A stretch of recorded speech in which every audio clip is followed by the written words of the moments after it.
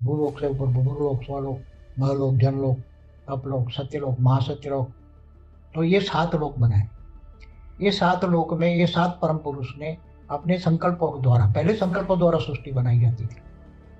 तो संकल्प की अनेकानेक उन्होंने रचना की और 7 लोक में अनेक परम पुरुष बन गए। और 7 लोक में 7 परम पुरुषों ने जो अनेक रचना की परम पुरुष की, वो परम पुरुषों ने अपने अंदर से परम प्रकृति को निकाला और पुरुष और प्रकृति का 7 लोक में राज हो गया और वो रहने लगी। फिर धीरे धीरे वो भी और सर्जन करते गए, और सर्जन करते गए, और सर्जन। तो उसके अंदर पावर चली गई और जो शरीर परम तत्वों का था वो डाउन हो गया और 3 तत्वों में आ गए। और परम तत्वों से 3 तत्वों में आ गए तो नेगेटिविटी जाने लगी। और फिर धरती पर धीरे धीरे उसके लिए मनुष्य बन गए, तो धरती बनाई गई। ब्रह्मा के 10 साल पूरे हो गए थे तो धरती बनाई। धरती पर वो आकारी से साकारी मनुष्य बन गए। तो जो नेगेटिविटी आती गई वो नेगेटिविटी ब्रह्मा के अंदर आती गई। और ब्रह्मा के अंदर से मन के अंदर बहुत नेगेटिविटी आई। ब्रह्मा के अंदर बहुत नेगेटिविटी आई।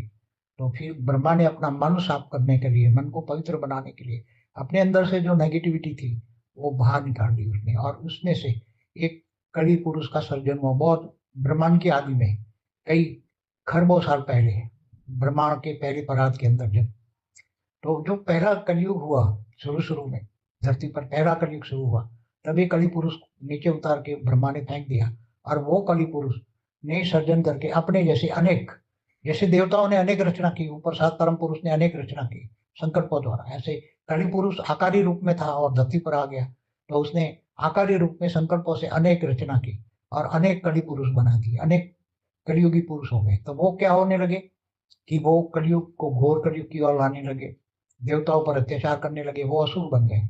शुरुआत की बात है, वो ब्रह्मांड की आदि में खरबों साल पुरानी बात है, खरबों खरबों। तो वही असुर बन गए। कली पुरुष माना असुर, जिसके अंदर तमो प्रधान कर्म है, जिस जो तमो प्रधान माना काम, क्रोध, लोभ, मोह, अहंकार बहुत भरा पड़ा है ऐसे।